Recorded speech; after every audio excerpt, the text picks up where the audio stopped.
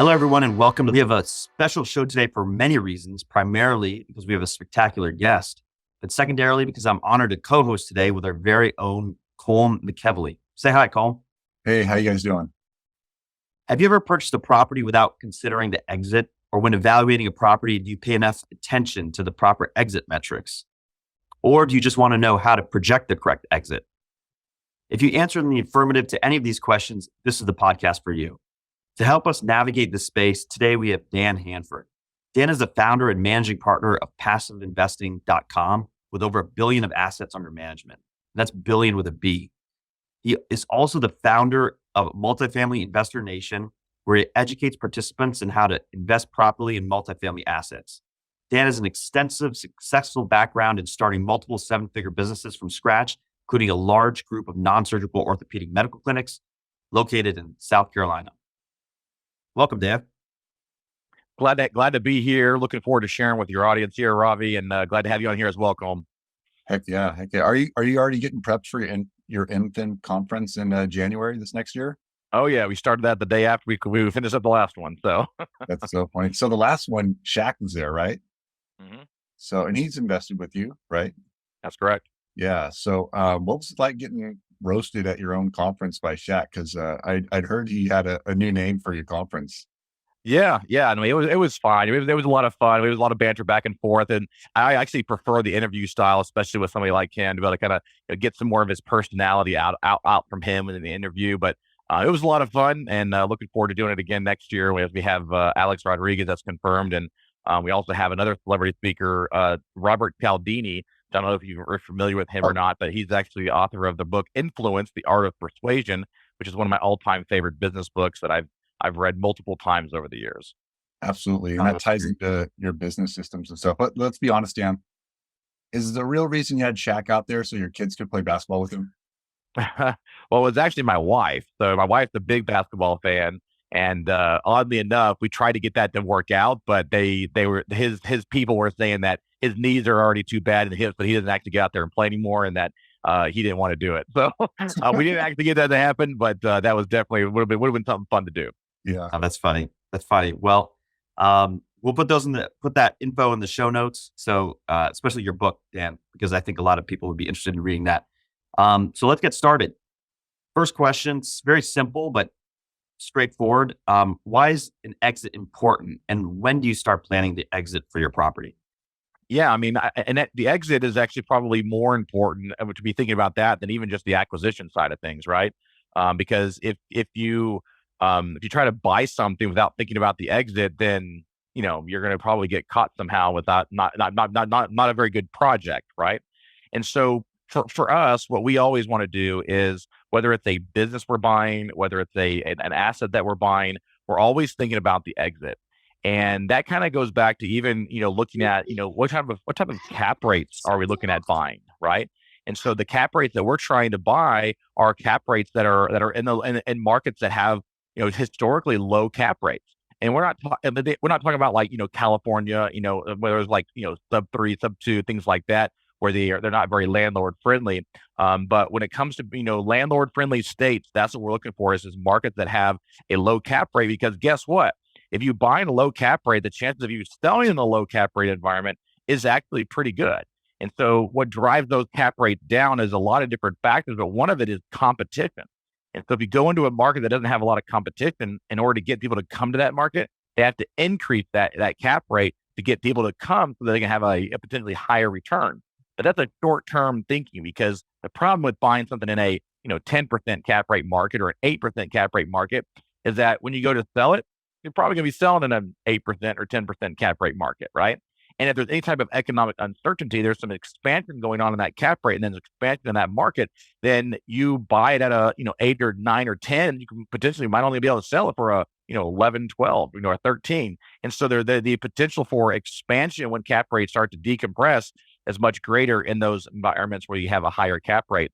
And so for us, one of the litmus tests for us buying an asset, especially with the multifamily side of things, is we're looking at those cap rates and wanting to make sure that we're in a market that has a historically low cap rate, and that's so we can be sure that we're going to have some competition when we actually are going in and actually going in and actually selling that asset on the other end, right? And so Yeah. for us, you always have to have that exit in mind. You should never buy anything unless you've already counted what it's going to take to be able to exit it. And even in our car wash space, we have already 3 options that we're going to be able to, exit those assets for, to be able to have a great return for our investors. And there's 3 different exit options there because there's so many different opportunities that we're going to have available when we sell that, whether it be selling it one off, whether it be selling it to a large private equity group that will give us a large equity multiple by buying a large portfolio all at once, or potentially going public and doing our own IPO, since the revenues will be well over $200 million a year at that point when we get ready to sell. Yeah, it's amazing. That information's amazing. You shared, and it leads us to the next question I was going to ask, or what are some common exit strategies? You mentioned, for multifamily specifically, you're buying in low cap rate environments, because you're thinking about the buyer down the road. And a lot of people, when they purchase these apartment complexes or properties, they don't really think. They think about exiting, but they don't think about who may want to purchase their property.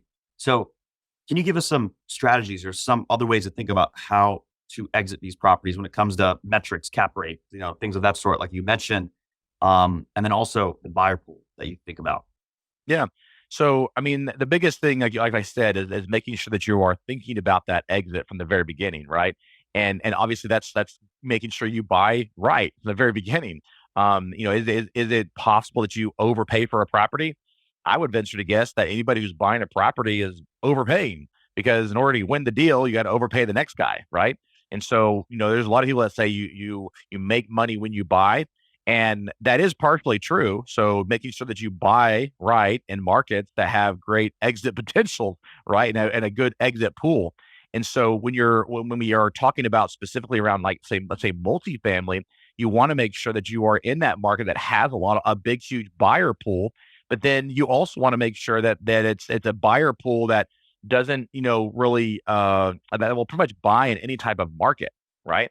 And so, again, you have to have that kind of number in place as well to go, okay, if I want to go from, a $10 million valuation to a $20 million valuation, what do I need to do to get there? And does this market that I'm buying in support the ability for compression and cap rates to be able to achieve the goal and have more of a surety to be able to reach that goal, to be able to have those returns that are there for investors?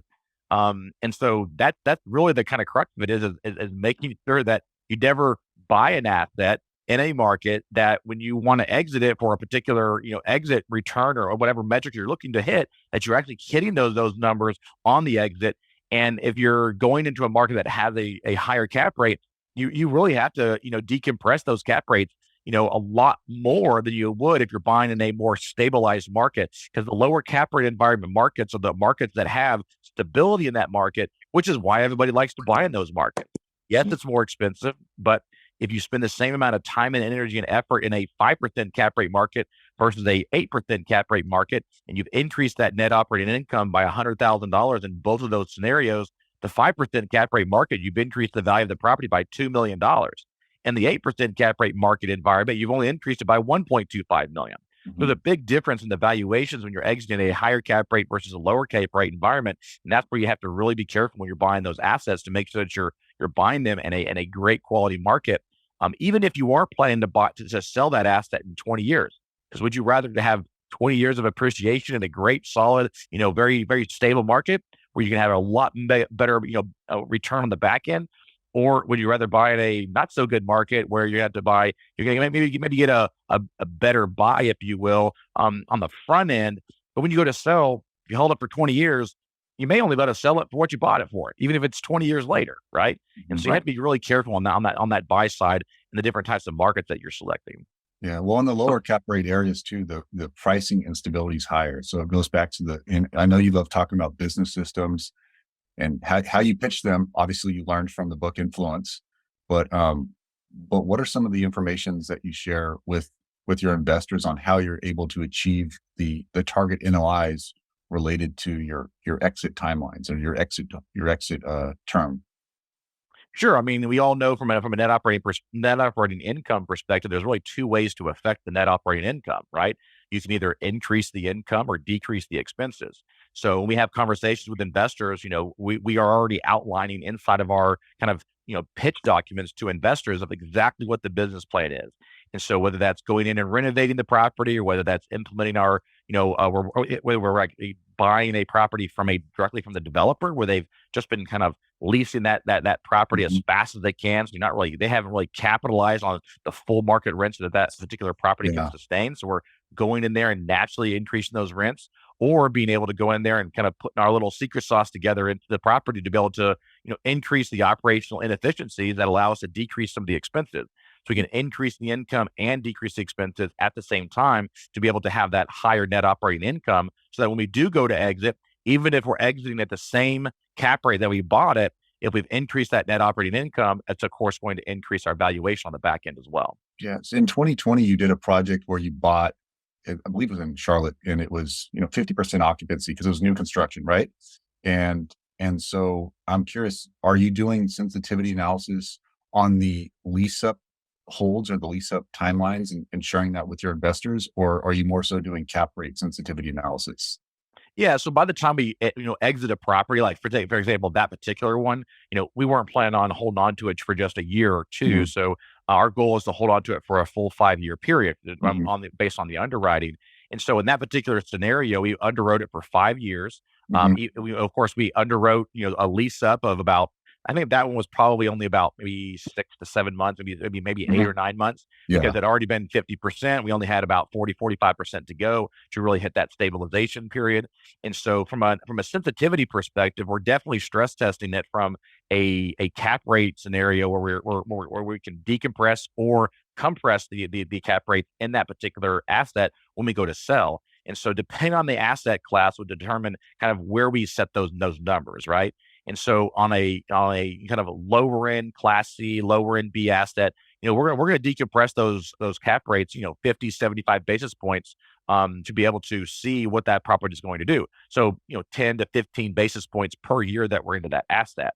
If it's more of a class A, kind of a higher end class B, it's going to be probably closer to about maybe 5 to 10 basis points, for each year that we're in, right? So it's just Yeah. going to, it depends. And the reason why is because those particular assets are more stable, especially in a stable market. And so those cap rates don't fluctuate as much, right? Where I feel like where we are right now in the market here in, November of 2022, lots of upheaval have been happening over the last, several months this year, and even this I'd probably say the entire year, with debt all over the place and sellers having unrealistic expectations. We're going to start seeing, even over the next, I think probably over the next, month, maybe even into December and into Q1 of next year, we're going to see some deals that are going to start, falling out because they're having a hard time paying their debt service, right? Yeah. And so those are the scenarios that are hard to underwrite.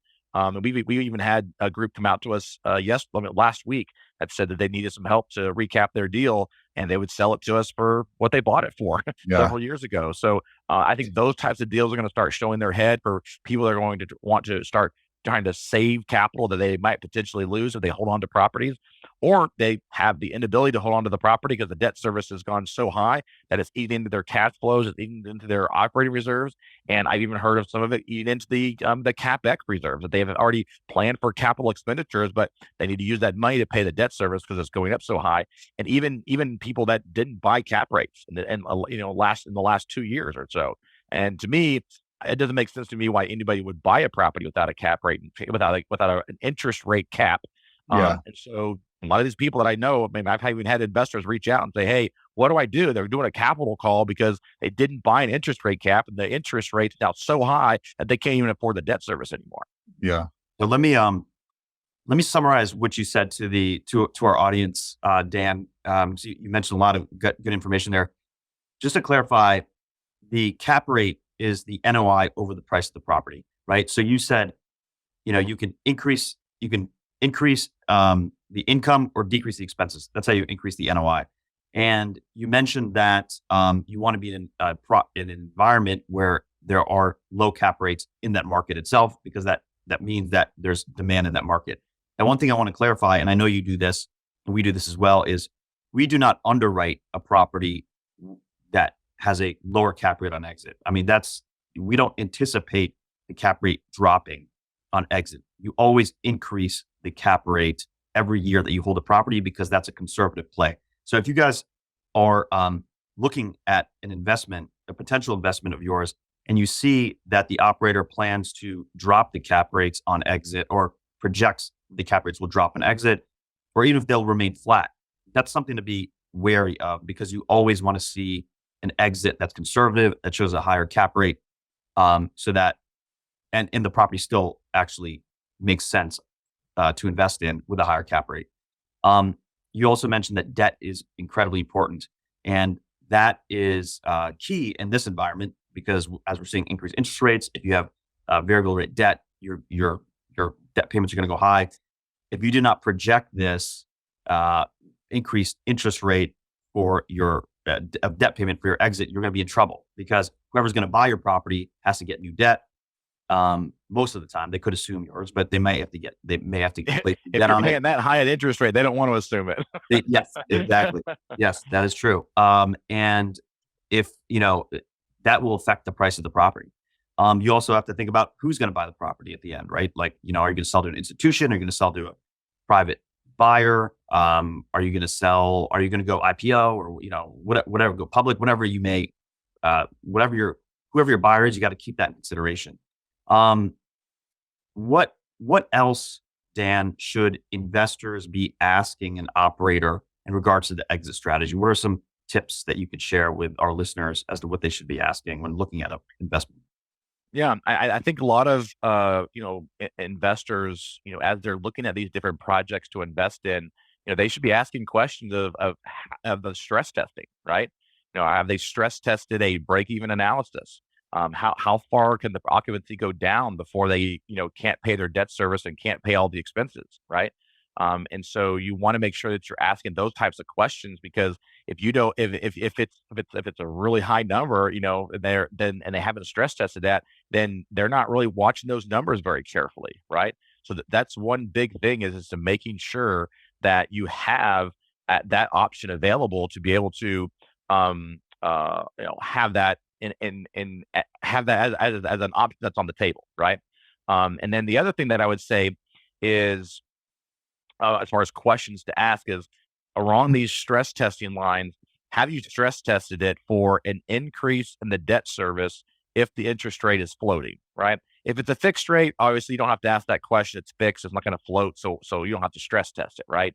It's already going to be part of the underwriting and the analysis. But, if you have an operator that's not planning for a potential, recession or increase in the interest rates or whatever, in whatever environment they're in, then I wouldn't invest there, right? You definitely want to make sure that they're stress testing that. And one thing I'll add, Ravi, on the exit cap rate thing that you had mentioned earlier, kind of on that recap, is you definitely want to make sure that you are investing with an operator that does not just look at the compression of a cap rate, right? One of the things that we started doing is we basically started looking at the investments and going, okay, we want to give a range of return for the investor based on the exit scenario, right? So instead of just saying, okay, we're only going to give you, we're only going to project a, 18 IRR, and we've expanded the cap rate to by 30 or 40 or 50 basis points for the entire 5-year hold period. What we started doing is we started doing a exit range, right? Where let's say we actually give them a range of like, hey, what would we do if we sold the property at the current cap rate of what we bought it for? And then what would happen if we decompressed it, compressed it a little bit and went down 5, 10, 15, 20 basis points? Mhm. What would that do to the exit? So they can see what could happen if we do sell it for a lower cap rate. And then also when it decompresses, like you mentioned, what do those exit scenarios look like as well? And that way the investors can kind of see like whatever scenario we exit at, here's kind of the range of what we might be looking at from an IRR perspective and an average annualized return perspective, as well as an equity multiple perspective. And that way they can see we actually put like a little table together so they can see kind of a scenario of where it is, letting investors know that, yeah, we're not expecting we're not planning and expecting to sell it for less than what we bought it for from a cap rate perspective. But if we do, this is what'll happen, right? And then of course we always kind of tell them like it's going to probably fall in this range right in here somewhere, right? And that way they can kind of see like a really good knock it out of the park scenario, and then okay, like we did okay with it, right? But we Yeah. still, got a solid return for you. We still protected your capital, and you were still able to have cash flow during the whole period too. Yeah. Yeah. And Go go ahead, ahead, Colin. Ryan. So that's really clever from an investor's perspective, because a lot of times these investors think if they miss the mark, all their money just poofs and it's vanished, but that's not the case. So you're kind of teasing them with potentially higher returns, which sometimes happen. And then also on the flip side, if things go a little bit worse on the cap rate side, you go, look, this is really unlikely, but this is a worst case scenario if you do invest in this deal at that cap rate. And so they feel more comfortable. Yeah, and that, folks, is called a sensitivity analysis. We mentioned that earlier, and that's what you're looking for. So if you're investing in a deal, ask for that. Ask, hey, do you have a sensitivity analysis in terms of exit cap rates? You can do a sensitivity analysis for multiple variables, right? It could be, the occupancy of the property. It could be The NOI, cap rates, could be anything. So ask for that.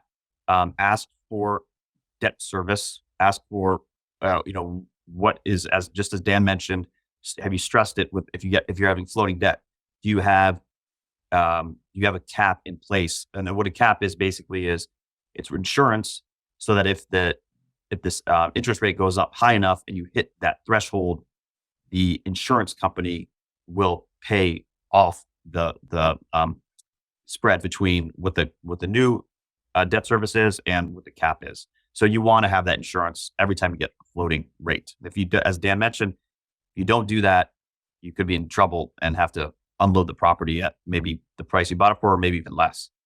Well, and some of the reasons why people didn't buy them probably over the last like 12 to 18 months is that as we were getting closer to where we are today, those started to get more and more and more expensive. And so in order for them to be able to pay for those, they had to probably go back to their investors and raise more money, which they didn't want to do.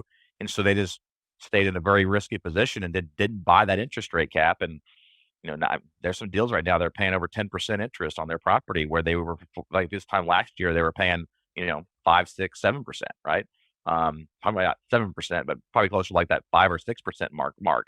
And so you can't just play with people's money like this. This is why, to me, I get really frustrated when I even just think about like people buying properties without putting interest rate caps on them. I just think it's very, very foolish. And I have an article I wrote about the 7 red flags of passive investing, and I actually added an 8th one now, and that's actually it. Is that I will not invest in a deal with an operator if they do not put an interest rate cap on the floating rate debt. And it's something that I didn't even think about, because I'm like, hopefully everybody's doing this anyway, right?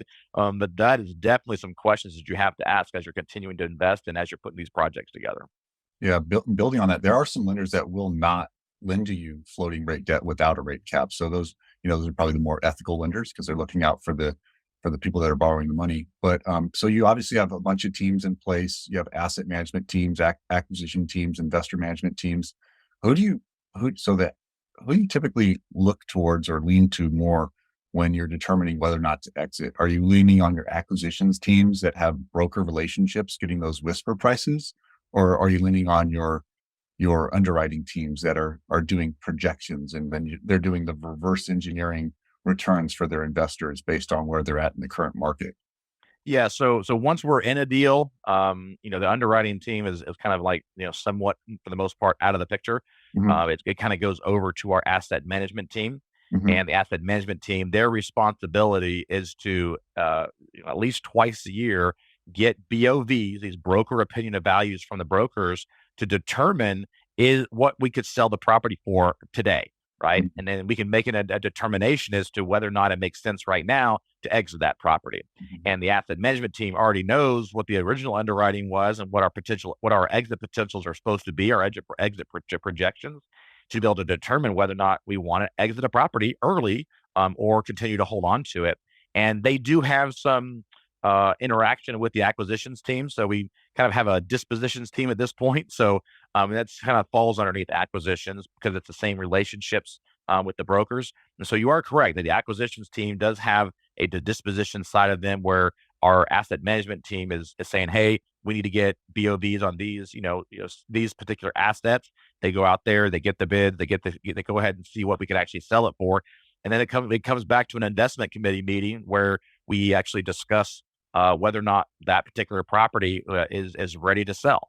and or whether or not we feel like we can go ahead and hold on to it a little bit longer. So all those conversations that need to be happening every single year. And my suggestion is to do it multiple times throughout the year to make sure that you can see where you are in the market.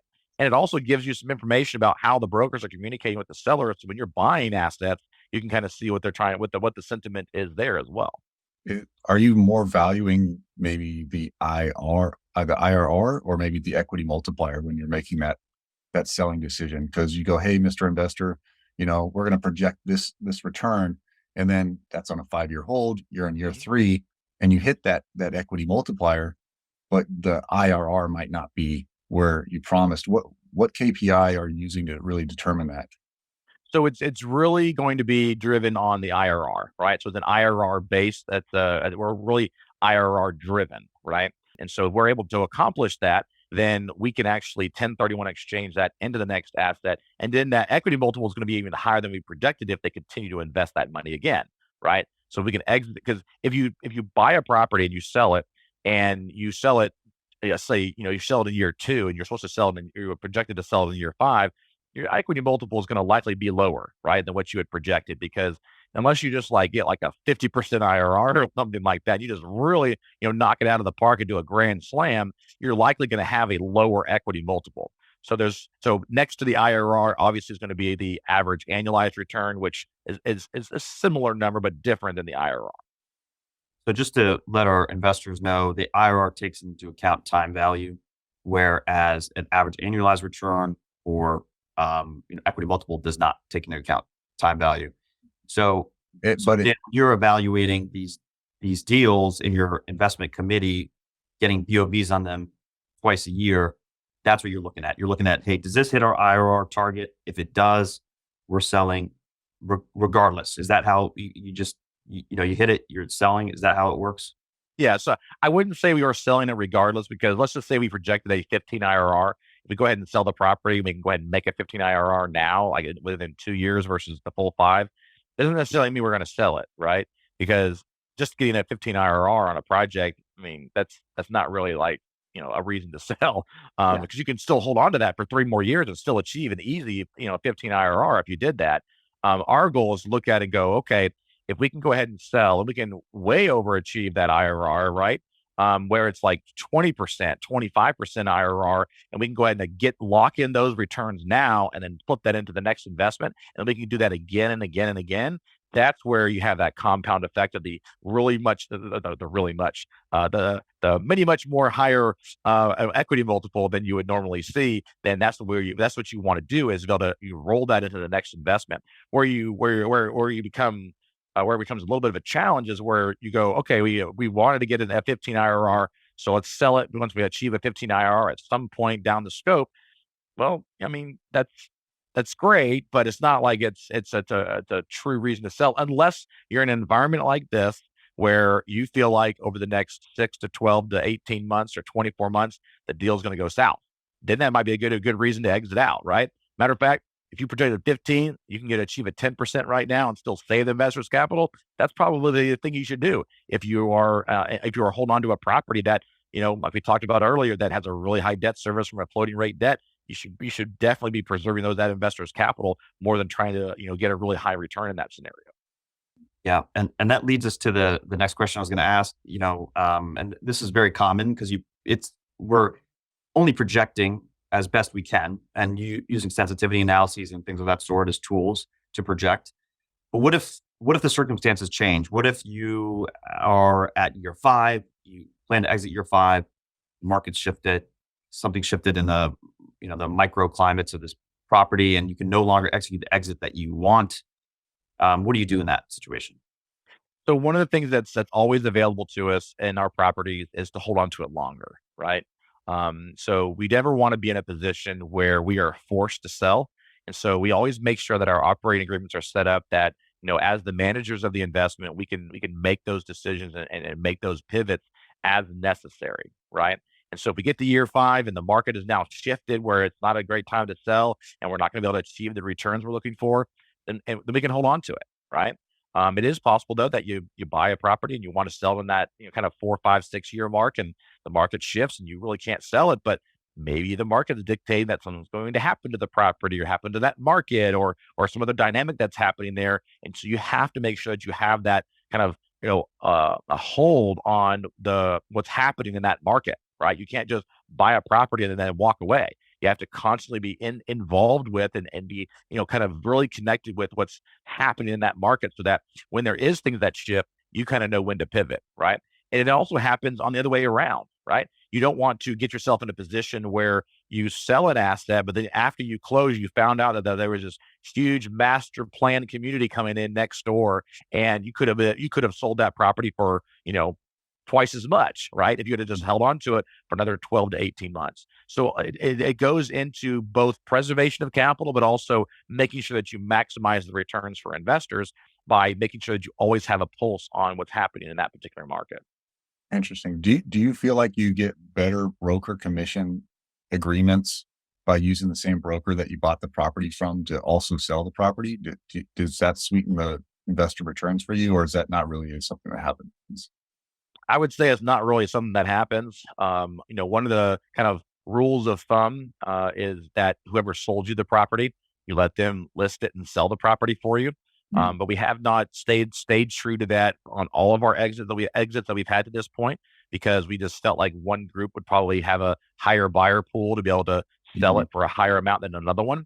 Yeah. But for the most part, we do try to keep it connected to each one of those specifically so that we know exactly what's going to happen there. That's interesting you say that because a couple years ago, I think you were talking, this might have been 2019, you're talking about the value of buying from a broker that has a small database because there's less competition, and then selling with a broker that has a big database like CBRE or Marcus and Millichap. And And that's that's actually the scenario that I was kind of thinking in my head. oh, That's okay. exactly what happened. So, we've actually bought it from a broker that's kind of a smaller brokerage Yeah. firm, and then we ended up turning around and selling it with a larger firm to be able to have the higher buyer pool when we go to exit that property. So that's definitely something you Visibility. have to keep in mind. Yeah. Dan, what are some challenges that you've encountered when exiting property personally in your company? Where maybe tell us about maybe some challenges that come to the top of your mind that people can learn from. Yeah. So, uh, challenges. I would say that one of the things to keep in mind is that I know kind of, we just talked to him a little bit about, broker commissions, things like that. And, if I don't really necessarily think that using the same one helps you from a fee perspective, but I will say that all of them are negotiable. So their original offer is not usually, what you have to accept. So keep that in mind that when you go to sell, that it is negotiable. And can you leverage the relationship that you have with them? Yes, absolutely. Now, you bought 10 deals from them this year and you're trying to sell one of them. Well, hey, can you help me out on the fee here? Right. And pitching it to them about that with that. And we've had success with every single one of the brokers that we've sold through that they're negotiable, right? Except for one, but that's on a different asset class, and we were kind of stuck to be able to use them. But anyway, but for the most part, they're fairly negotiable on the sell side, on their commissions to be able to kind of negotiate with you on that. Excellent. Um, so really, we're getting towards the end here. We'll get to some question and answers. So if you have any questions, folks, put them in the chat box, and we'll get to those questions in just a little bit. But just to reiterate, when you're thinking about when you're buying a property, that's when you think about exiting the property. You have to have all these ideas and thought processes in place and project all these types of things when you are purchasing a property, so you know that the property you're buying has a proper exit. That's incredibly important, and that's something that we hope that you got out of this. Cool. Do you have any questions before we get to our final question? Yeah. I mean, Dan, you talked about a lot of different market triggers. Has there been any other triggers that don't have anything to do with the local market that has caused you to want to sell? What gets you to start preparing to sell for a property if it's not a market related? Um, maybe you have some insight on a big development that's going down the street, or what might make you think this is a good time to sell this property. Yeah. I mean, I even think that scenario is really of a market decision, right? Because development going on down the street, it's in the market. So I would say most of the decisions you're going to be making is going to be around the market, right? Because I mean, unless somebody just comes along and gives you some crazy offer, then obviously that's not necessarily market driven, but it probably is because they probably know something that you don't know, which is why they want to give you this, out of the park number for your particular development. I have one of our investors actually who's doing a significantly large 1031 exchange with us into one of our assets that is selling a property out in California, right on the coast. And it's a prime, like, best best views you can have and it's more of a multi-use, multi-tenant, like it's not even a multifamily. It's more retail and restaurants and stuff like that. But he goes, I wasn't even planning on selling it, but somebody called me and made me an offer, and I'm like, well, if you're willing to pay me that, then sure, I'll sell it. But for the most part, what we are looking at is what can that market support from a sale perspective, and does it achieve the results that we're trying to achieve for our investors? If it doesn't, let's hold on to it. If it does, then let's go ahead and consider a sell. And that's kind of what's happened this year on some of our assets that, we've had 4 deals that we've tried to sell this year, and they just couldn't achieve the numbers that we wanted. And the deal's still performing well. It's still cash flowing nicely. We're not in a debt service, issue. We're not in a capital call issue. So let's hold on to it for another, 2 or 3 or 4 years and, continue to improve that property. And we'll still every year still get a BOV and see if we need to remarket it again and sell it. And if it's the right time, then we'll sell. I think that's an excellent suggestion there, folks. If you've invested in a property, you have a property, make sure that the debt service is such that you can hold on to it longer than anticipated. And holding on to a property is always a good option. And we've had something that happened to us exactly as you described, Dan, and that we had a property that we put on the market to test it, didn't get the returns that we wanted, and debt service is great. Property's cash flowing wonderfully, so we're holding on to it. And that's a very good option instead of exiting when you don't want to. Final question before we get to the participants' questions. If you could give one piece of advice to someone planning exit, like the one thing I know we talked about a lot of various things, but one thing that somebody could take home point, what would it be? When you go to exit, make sure that you're getting your BOVs, those broker opinion of values. But when you get those, don't just rely on one broker, even if it's the one that sold it to you. We still get at least three brokers that we will send it to for them to be able to give us their opinion as to what they feel like that market can support. So that would be something that I would say is definitely, it's got to be on your list, whether you are planning on selling it via the one who you bought it from, or if you're going to choose another one. It's a great piece of advice. Okay, folks. Well, actually, I do want to say I'll just give you a 1 minute, Dan, to talk about your philanthropic work, because I understand you do a lot of it, and I think that's a huge part of our DNA and who we are. So maybe you can just share that so people get to know you a little bit better, and then we'll go ahead with some questions. Sure. So one of the things that my wife and I did a few years ago was we started a nonprofit foundation called Fortify Foundation. And if you're curious about it, you can go to fortifyfoundation.com, find out some more information about it there. But what it's designed to do is it's designed to come alongside small to mid-sized Christian private schools and teach them about how to incorporate an endowment process in their particular group. Because a lot of these small to mid-sized schools don't even think about it because, number one, they usually don't have the resources and the personnel to manage it. And they just don't think they have enough money that's in their group to be able to raise the money for it to make it worth it. And so we come alongside them and go, okay, we're a nonprofit endowment. We're a nonprofit and foundation that will help you get your endowment set up. And we also manage your endowment as well. And so it opens up a lot of opportunities for giving to these different organizations so that they can stop just being a school that is just living from, I call it tuition payment to tuition payment, right? And start living for the future and really, being able to grow their group and the thinking about that and planning for the future. Yeah, that's wonderful. Excellent. Any questions, anyone? Does anyone have any questions that they want to ask Dan? So while we're waiting for questions to come in here, so feel free to type them in if you have some. I know the books that were recommended on there was The Influence as well as Persuasion. So my recommendation would be for you to read the Influence book first. That'll give you a good base and foundation for the kind of topics that Robert Cialdini really likes to talk on. and then go in and actually read Persuasion. So Persuasion was actually his second book, next to the Influence book, but the Influence book is definitely the number one that I prefer, that I like a lot. And is that where you derived your like, no trust triangle? Um, I would say no, but I wouldn't say that there's really one source that I got that from. It's kind of a pulled from a lot of different resources and things like that. Yeah.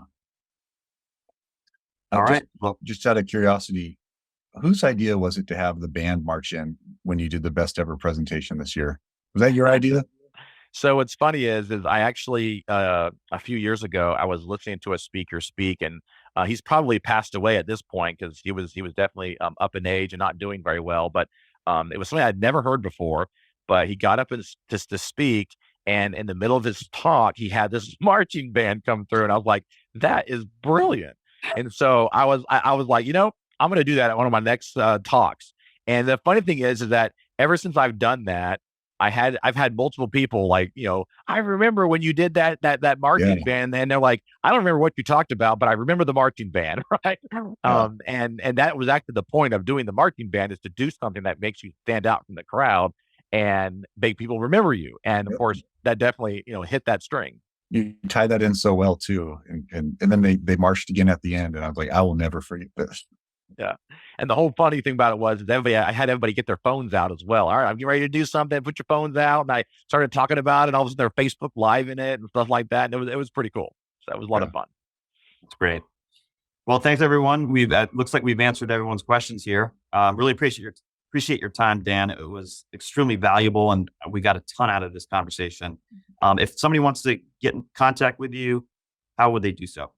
Sure, there's two different ways. So one, you can go to passiveinvesting.com. Obviously, you can find out how to reach us there and sign up for our list if you want to do that. And then if you want to just connect with me, you can go to linkwithdan.com, and that'll link you straight over to my LinkedIn profile. You can just connect with me on there, and glad to be connected with you. You can kind of follow some of the additional content that we have on my LinkedIn profile.